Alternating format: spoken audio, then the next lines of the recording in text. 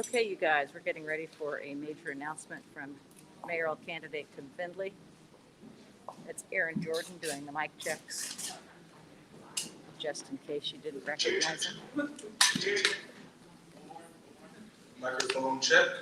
Testing 1 2. Testing 1 2 3 4 5 6 7 8 9 10. Check, check. Microphone check. And I'm going to try to speak at the volume that our speaker will be speaking at so that we can ensure that the volume is where it needs to be. Microphone check. Check. This sounds great. Gentlemen, check, check, check. Ladies, check. Check. Clear.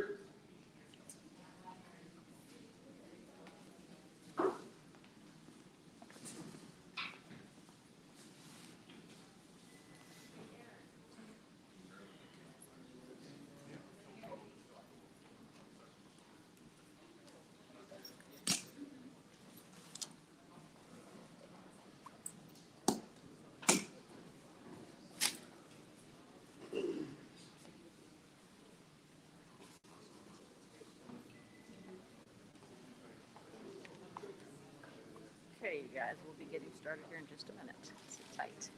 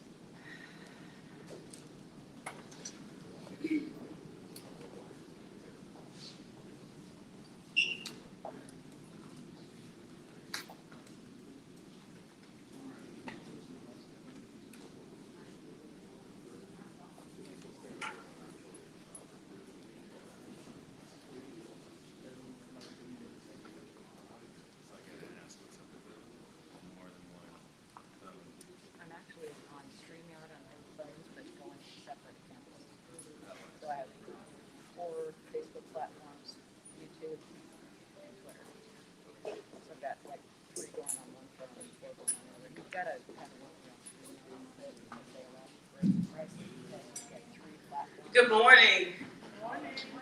Welcome to 1619, The Gathering Place. My name is Tara Level. I am the owner here, and I'm very, very excited to have mayoral candidate and his team, Mr. Pastor, Reverend, all of those titles, Tim Findley, here with us today. Very eager to hear from him, all the wonderful things he has planned when he becomes our next mayor. If we could, make sure your phones are silenced before he begins. 1619, The Gathering Place, is fairly new to this part of our town.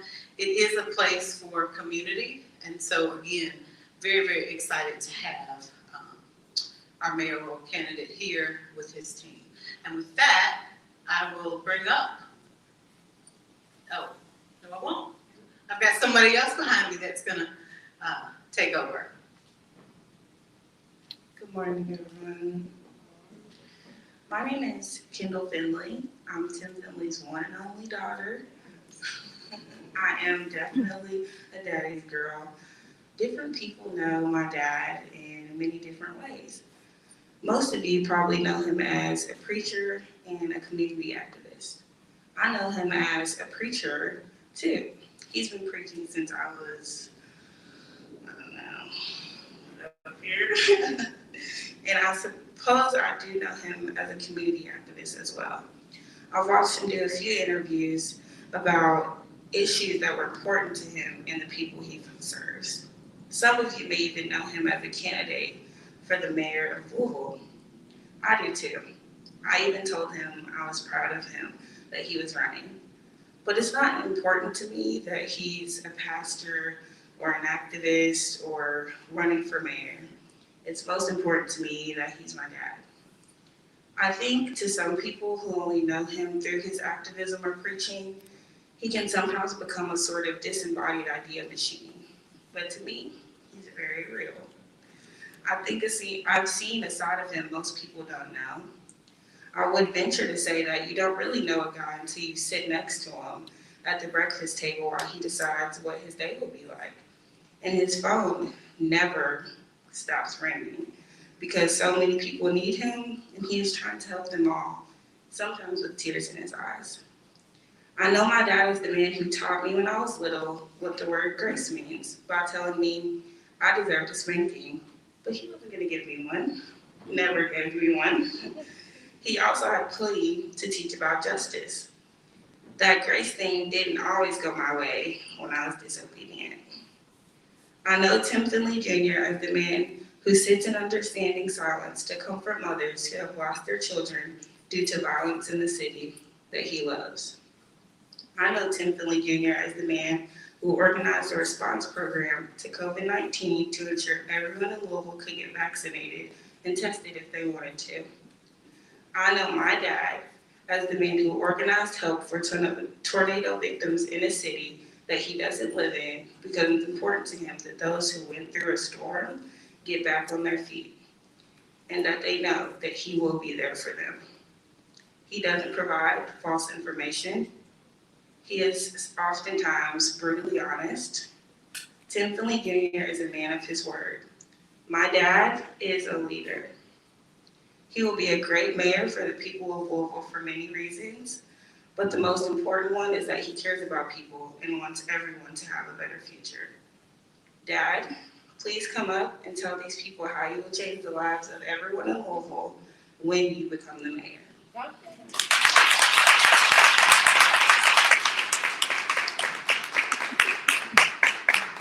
Good morning. Good morning. Thank you, Kendall, for that wonderful introduction.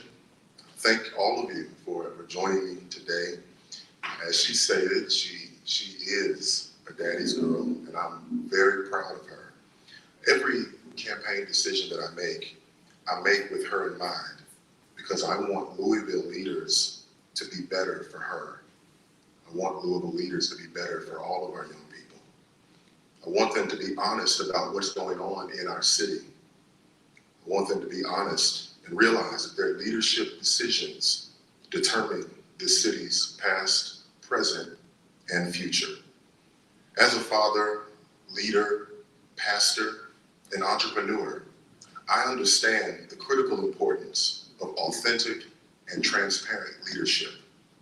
I stand before you today to share the public safety policy that I will enact if elected the mayor of Louisville. These policies require leadership.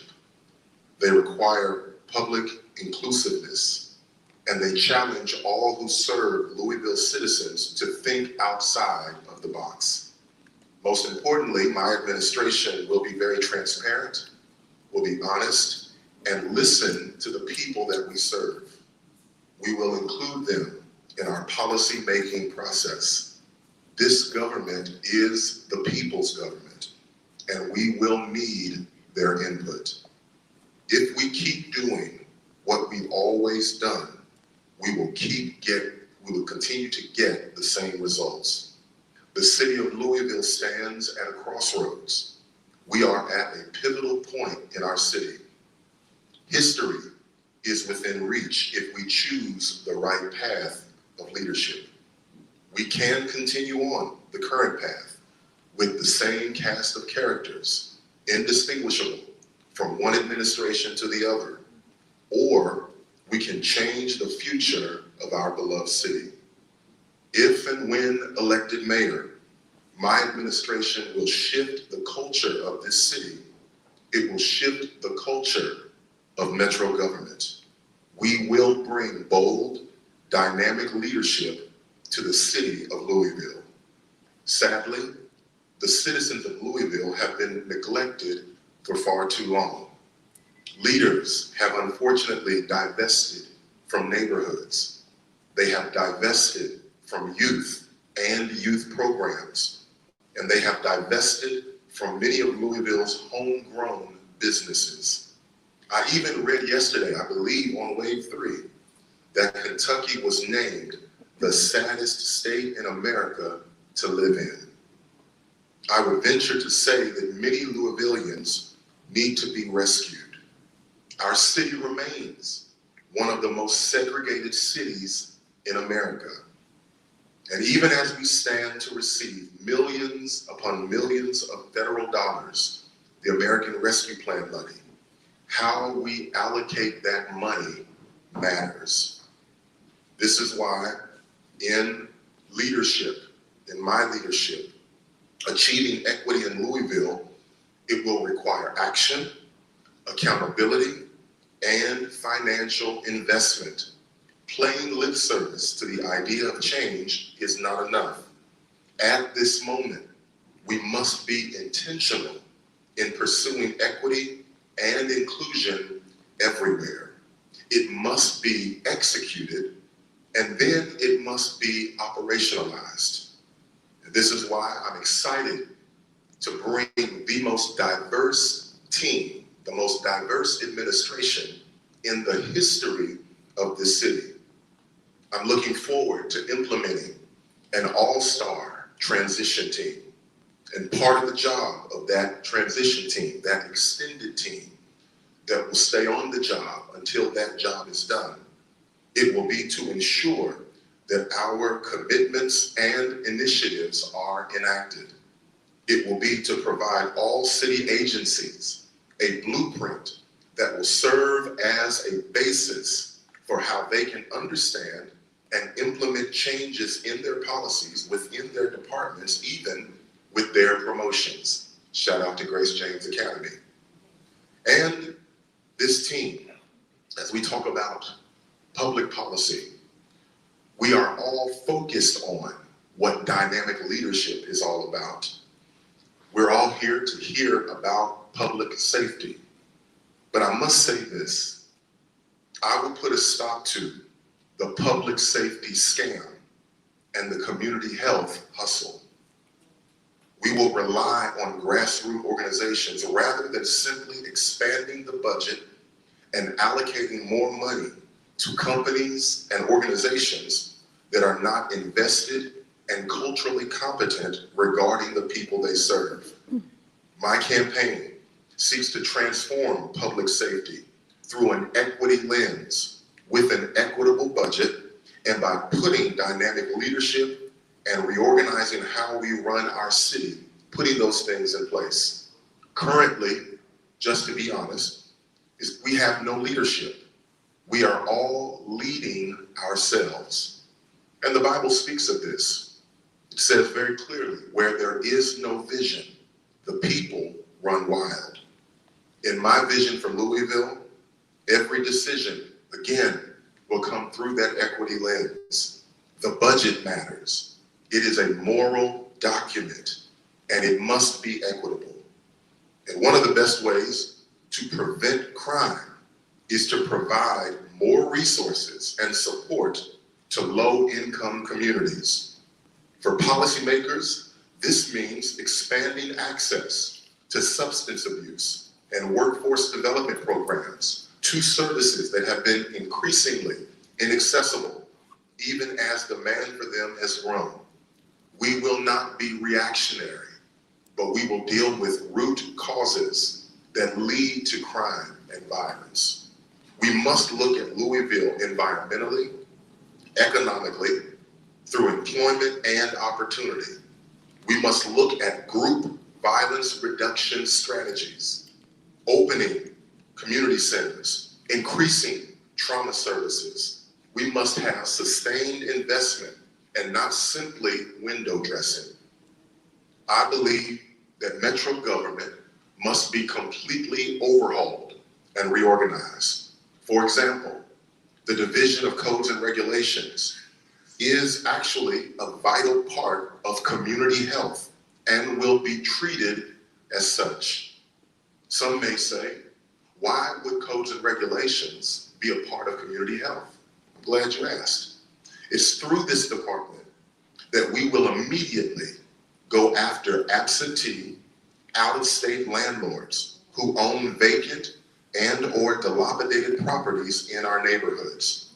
We will do everything within the scope of the office to send and implement a clear message that we are going to fine you until you address these properties. Fix it up or go bankrupt. Why? The need for quality housing is acute in Louisville. And if these out-of-state property owners choose not to make necessary investments in the property and abide by the codified ordinances, we will bankrupt them. This is what health, equity, and community safety are all about. I will seek to fully fund the Parks Department, which has been underfunded. Maintenance has been deferred. Our parks should be more accessible to kids and our elderly population. Bathrooms should be open and in working order in every neighborhood. Our parks should be safe.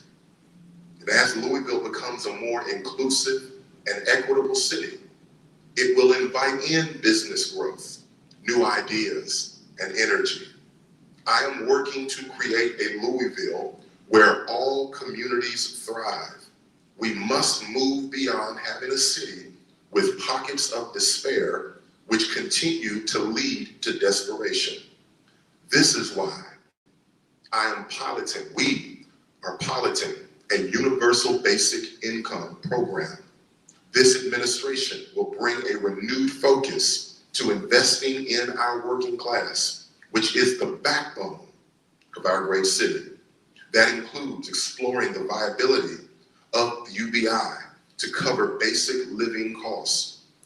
This UBI program will create a system where residents of an area are given direct cash payments at regular intervals to alleviate poverty, grow the economy, and improve the lives of people just barely getting by. As our poverty rate in Louisville, and especially our child poverty rate, is so high, clearly our current policies are not working. In Louisville, 11.4% of our residents live in poverty. For children, the rate is 19.5%, and 16.2% are food insecure. Poverty has proven to be a cyclical and has held many in our community down for far too long. We seek to end this unnecessary cycle and give Louisvillians the support they need and deserve. I'm also proud to seek to partner with the Transit Authority of River City, offering a fare free transit. The administration will partner with TARC to explore a fare free bus pilot program, either system-wide or along some of its most popular routes. For TARC, fare box revenue makes up between 5 and 10% of overall revenue, or about $5 to $7 million a year. This is hardly an insurmountable cost for Metro government to make up. While the benefits are numerous, free fares mean that people have more money to spend elsewhere. It means that they will make more trips than they would otherwise.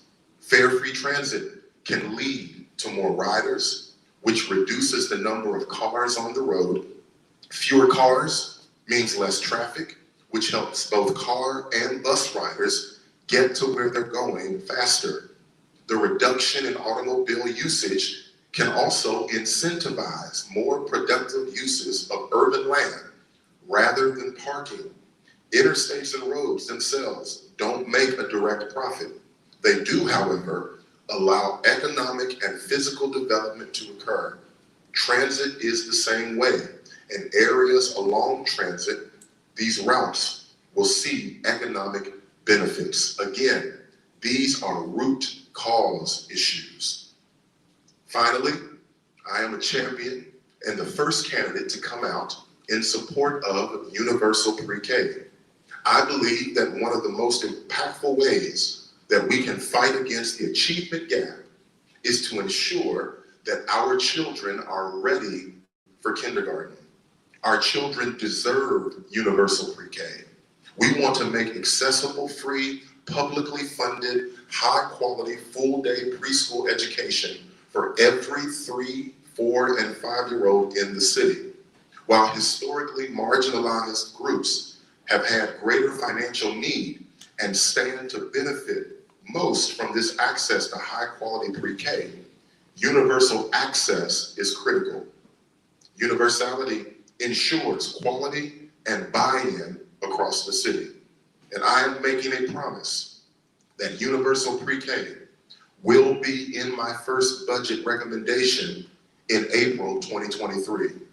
I recommend paying for it through several different avenues, and I believe this is something that we can get done. I also believe that there should be more conversation on city-owned electric utility.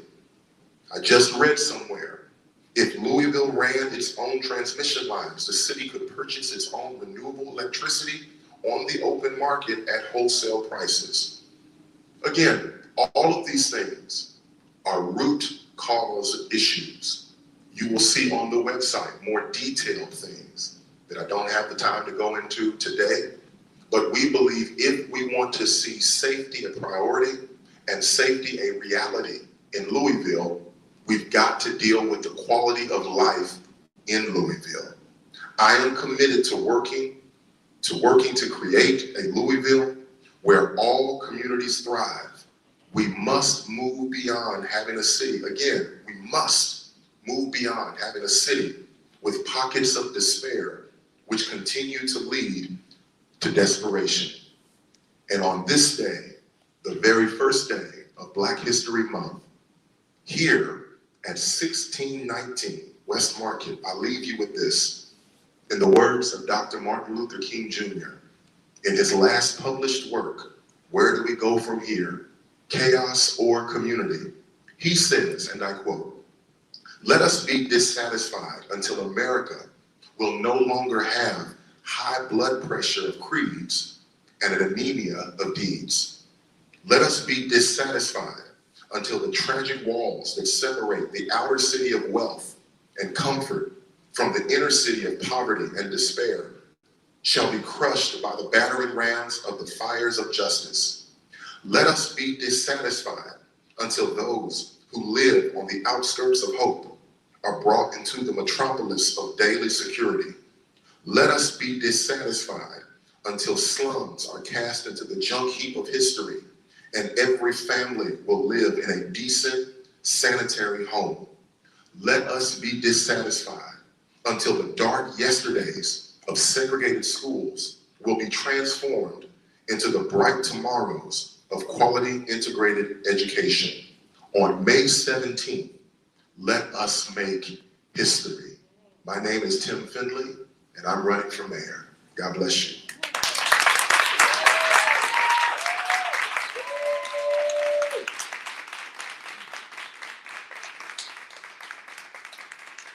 And we won't be fielding group questions, but I am available. My team is available for one-on-one interviews with anyone who would so desire. So again, thank you so much for coming. I want to give a special shout out to this wonderful team that you see all around this room. A special thank you to Ms. Tara Level and opening up this amazing space. Thank you so much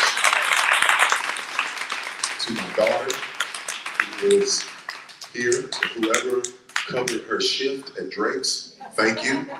She was able to come. think she's going back to work? She's going back? Okay, so she's got to go back to work.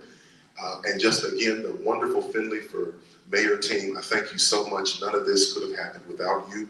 To the media, this is the first of several press conferences that we will deal with different areas and different issues. I believe next is economic development. So we'll see you soon. Thank you.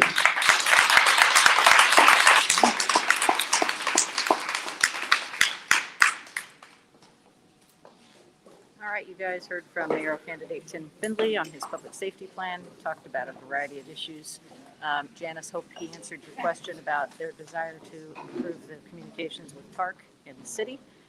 And of course, public transportation is a critical issue and has been to everyone who is in this position running for mayor, because we all know that the breakdown of TARC and TARC 3 has provided tremendous challenges for most of the vulnerable people, especially those who are not on foot, who are in wheelchairs, who cannot get to where they need to go without assistance.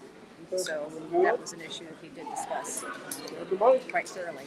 So anyway, hopefully you guys have a wonderful day. I will probably be live again, but in the meantime, be prepared for more mayoral candidate press conferences to come. There's a wide field today.